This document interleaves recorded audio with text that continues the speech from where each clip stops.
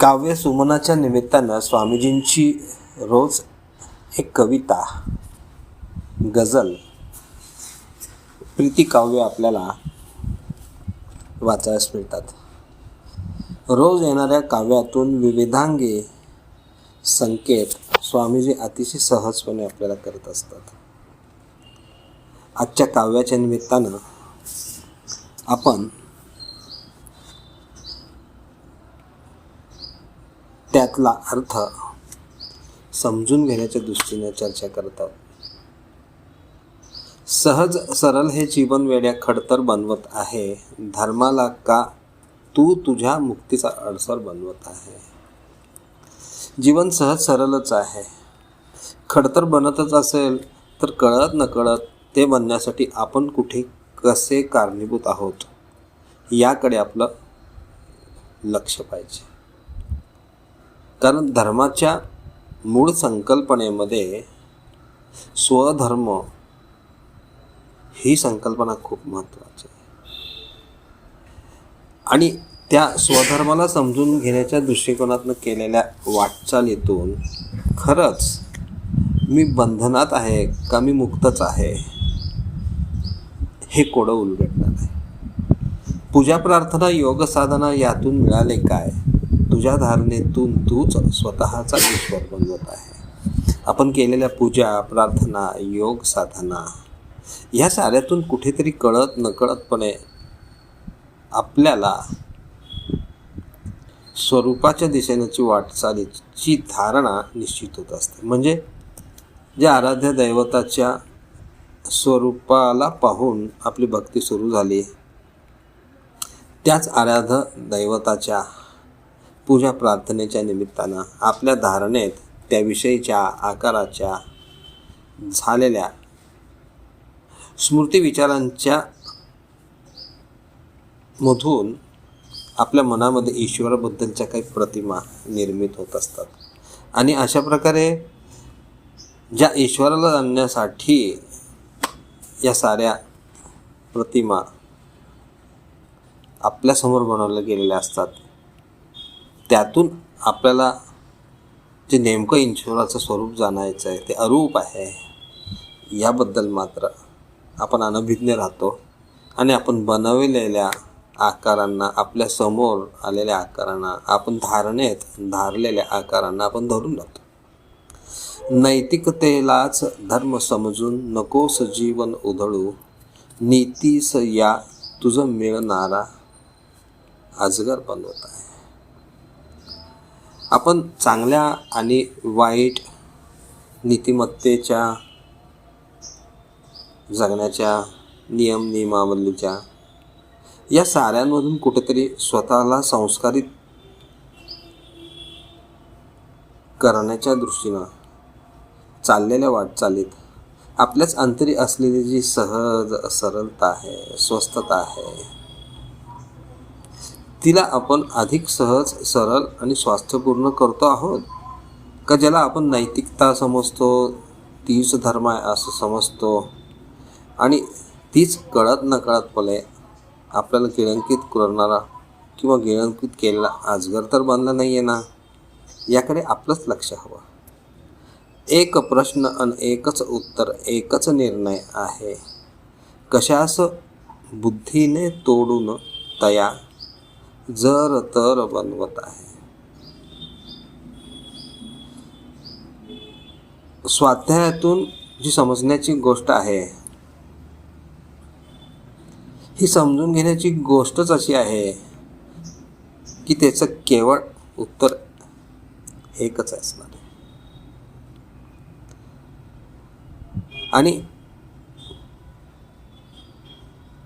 त्याला जाणण्याच्या दिशेनं, ते गूढ उकलण्याच्या दृष्टीनं आपले सारे चाललेले प्रयत्न, बुद्धिगम्यता, बौद्धिक पातळीवर विविधांगी विचार करून त्याला असंख्य प्रकारे समजून घेण्याचा, जाणण्याचा आणि तोडून बघण्याचा जो प्रयत्न आहे, त्याच्यातून आपल्याला या दिशेनं जायचं आहे तो मूळ प्रश्न एकच आहे, त्याचं उत्तर एकच आहे आणि त्याचा निर्णय एकच आहे. आणि ते म्हणजे हे समग्र अस्तित्व हे शुद्ध चैतन्याने भारलेलं एक रूप आहे.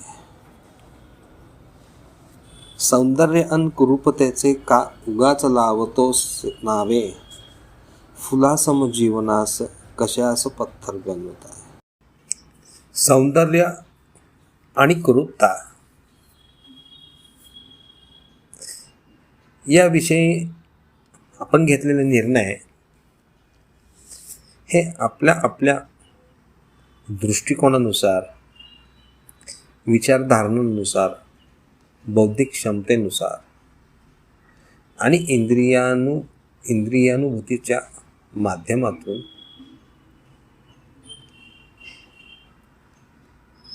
आपण निर्मित करत असतो. एखाद्या गोष्टीला सुंदर आहे आणि कुरूप आहे या बिरुदाला लावण्यासाठी आपल्या मनातले विचार, आपल्या धारणा, आपली संस्कार क्षमता, आपली आकलन क्षमता आणि आपला दृष्टिकोन हाच काम करत असतो. आणि मग जीवन जसं आहे तसं जगण्याशिवाय आपल्या हातात काय असतं. आपण आपल्या परीने ते अधिकाधिक सुंदर, अधिकाधिक आकर्षक, आनंददायी बनवण्याच्या प्रयत्नामध्ये आपल्यात असलेल्या सहज तरलतेला मात्र आपण पाषाणवत बनवत नाही ना, याकडे आपलं लक्ष असलं पाहिजे. किती सहजपणे ती फुलं उमलतात, सुगंध वाटतात आणि वाळूनही जातात. आणि त्याच फुलांच्या पाठीमागून येणारी नवी फुलं त्याच ताजेपणानं पुन्हा हे निसर्गात उपलब्ध असतात. त्यांना कुठल्या प्रतिक्रिया अपेक्षित नसतात की कोणीतरी यावं, मला म्हणावं किती सुंदर आहे, आणि कोणीतरी म्हणावं किती कुरूप आहे. आणि त्या सुंदरतेच्या केलेल्या कौतुकाबद्दल किंवा कुरूपतेबद्दल ठेवलेली नावं याचा गंध देखील त्या फुलांना नसतो. आपलं मात्र जगणं असं नसतं, हे नक्कीच आहे. नीती आणि ती पाप पुण्य सारे खेळ तुझ्या मनाचे, अहंकारी मनास तुझ्या का सहचर बनवत आहे. अशा ह्या आपल्या धार्मिक, संस्कारिक्षम जगण्यामध्ये योग्य काय, अयोग्य काय, पाप काय, पुण्य काय, ह्या साऱ्यांबद्दलच्या काही वितर्कांच्या आधारे घेतलेले निर्णय, नीतिशास्त्रांच्या आधारे जाणण्याचे केलेले प्रयत्न, ह्या साऱ्यांमध्ये हे कोणाबद्दल घडत आहे, हे विचार कोण करत आहे, त्याच्या पाठी काय वास्तविकता आहे, सत्य आहे, मी कोण आहे, याचा शोध मात्र कळत नकळतपणे जर राहून जात असेल तर आपल्या अंतरी असलेल्या स्वतःलाच स्वतःबद्दल समजण्याच्या महाभ्रमाला मात्र आपण सतत सहचर म्हणून घेऊन चालत राहिलो तर कळत नकळतपणे ते जे परमसत्य आहे, जे महत्त्वपूर्ण आहे की मी कोण आहे हेच मला कळलं पाहिजे, त्यापासून मात्र आपण दुरापास्तच राहणार नाही का. अमृतपुत्र तू अमरता, उपहार तुझ्या आत्म्याचा, निद्रेमध्ये स्वप्नात तू स्वतःला नश्वर बनवत आहे. अशी कोणती निद्रा आहे की ज्या निद्रेमध्ये, ज्या तंद्रीमध्ये आपण स्वतःला अईश्वर अन्यथा नश्वर समजून जगतात. खरंच आपल्याला हे शोधावं लागेल, आपण कोण आहोत. राजा असून आपण भिकाऱ्यासारखे तर जगत नाही आहोत ना. असं काय सुरुवात होती आपली की त्याचा आज ना उद्या शेवट होणार आहे. आपल्याला ही भेट म्हणून मिळालेली गोष्ट आहे आणि या भेटीचं स्वारस्य हेच आहे की आपण अनादि आहोत, अनंत आहोत. आणि म्हणून स्वप्नात पाहिलेल्या स्वप्नाला, स्वप्नवत्तेला जसं आपण समजून ओळखू शकतो, तसंच जागेपणी चाललेल्या ह्या स्वप्नवत जगण्यातल्या अहंकाराला, स्वत्वाला, खऱ्या स्वत्वाला आपण जाणण्यासाठी ह्याही जागेपणीच्याही स्वप्नातून आपल्याला जाग होऊन समजून घेणं गरजेचं आहे की ह्या सगळ्या नीती, अनिती, पाप, पुण्य, धर्म, शास्त्र ह्या साऱ्यांच्या माध्यमातून स्वतःला जाणणे हीच गोष्ट राहून गेली, तर झोपेत पाहिलेलं स्वप्न जसं खोटं आहे, तसं जागे पाहणे चाललेल्या ह्या स्वप्नवत जगण्यामध्ये आपण मात्र अनभिज्ञ राहून जाऊ ना.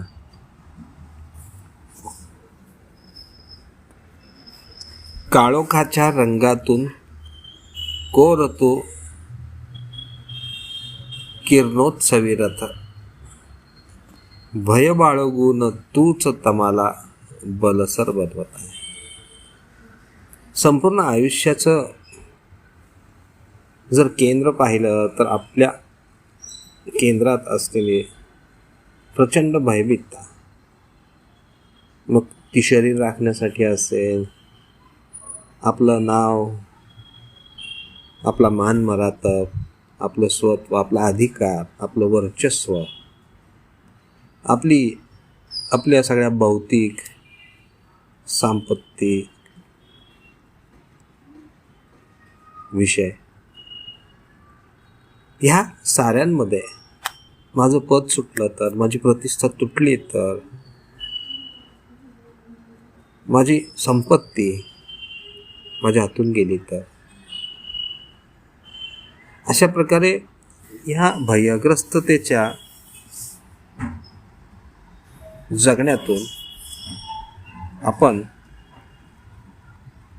जो अज्ञानरूपी काळोख आहे, अज्ञानरूपी काळोख, त्या काळोखालाच आपण अतिशय बलवान बनत आहोत. एक नवा दृष्टिकोन आणि त्याच्या अशा छोट्याशा एका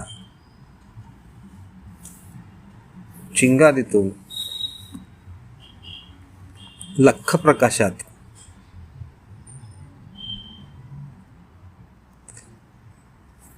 आपण खरेच अमृतपुत्र आहोत. आपल्याला अमरता हा उपहार आहे आणि हा आपण समवेत घेऊन आहोत. आणि अशा प्रकारे हे असीम वास्तवता, असीम अस्तित्व, हेच आपलं खरं रूप आहे. हे समजून घेण्याचं ज्ञान आपल्याला प्राप्त करणं महत्त्वाचं नाही का? काळ जातो क्षणात निसटून जीवन सरते आहे, देहात अडकून का जीवन अल्पसर बनवत आहे. आपल्या समोर साऱ्या गोष्टी बनतायत, घडतायत, बिघडतायत, सारं काही बनतंय, नष्ट होतंय, हे दिसत असताना देखील आपण मात्र ज्या नश्वर गोष्टी आहेत, ज्या मिटणाऱ्या गोष्टी आहेत, ज्याचं अस्तित्वच मुळात काळानुसार संपणार आहे, अशा ह्या संपणाऱ्या गोष्टीच्या, असार गोष्टींच्या संकलनामध्ये, सांभाळण्यामध्ये कळत नकळत चाललेल्या वेळात आपण हे जे असीम जीवन आहे त्याला अल्पसर बनवण्याचा का प्रयत्न करतो आहोत? या शरीरात असणं नसणं हे आपल्यासाठी रोज स्नान केल्यानंतर बदललेल्या कपड्यांसारखं का सहज तरल होत नाही? कारण आपण त्यात गुंतलो आहोत. आणि त्याला एवढासा धक्का जरी लागला तरी आपल्याला असं भासतं, असं जाणवतं की आपण संपू लागलो, आपण नष्ट होऊ लागलो. हे असं अल्पसर बनवण्याच्या मागे दडलेलं जे मूळ कारण आहे ते भयाचं आहे. आणि जेव्हा आपल्याला हे समजेल की आपण अमृतपुत्र आहोत, आपण अमर आहोत, कसे ते जगण्याच्या दृष्टिकोनातूनच कळत नकळतपणे या निसटून जाणाऱ्या काळाबरोबर असणार काय आहे ती गोष्ट आपल्यामध्ये सघन असेल. समस्या अडचणी बाधा बघून रडत बसला नाही, बघ व्यवधानाचे मैत्री कसे अवसर बनवत आहे. तुमच्या जीवनात येणाऱ्या समस्येकडं, अडचणीकडं तुम्हाला संधी म्हणून बघण्याचा दृष्टिकोन विकसित करावा लागेल. कारण परमेश्वरीय कृपेनं जीवनात येणारा प्रत्येक अनुभव हा तुम्हाला काहीतरी धडा शिकवून जाणार आहे. आणि त्यामुळे ज्याला माध्यम म्हणून अनुभवाच्या निमित्तानं आपल्याशी जोडला गेलेला आहे त्याच्या प्रती, त्या अनुभवाच्या प्रती आणि त्या अनुभवाच्या अंती आपण धडा काय शिकलो आणि त्या अनुभवातून आपण कशा प्रकारे सहज, तरल, स्वास्थ्यपूर्ण, आनंदी राहू शकलो, ह्यावरून आपल्याला हे समजणार आहे की ही एक संधी आपल्याला खूप काही महत्त्वपूर्ण देऊन गेली. आणि त्या संधीच्या अखेरीस मिळालेला जो धडा आहे, जी अनुभूती आहे, ती एक पाऊल पुढे सत्याच्या दिशेनं, साक्षात्काराच्या दिशेनं, परमेश्वरीय प्राप्तीच्या दिशेनं, स्वतःला जाणण्याच्या मार्गात आपल्याला पुढे घेऊन जाणार आहे. धन्यवाद.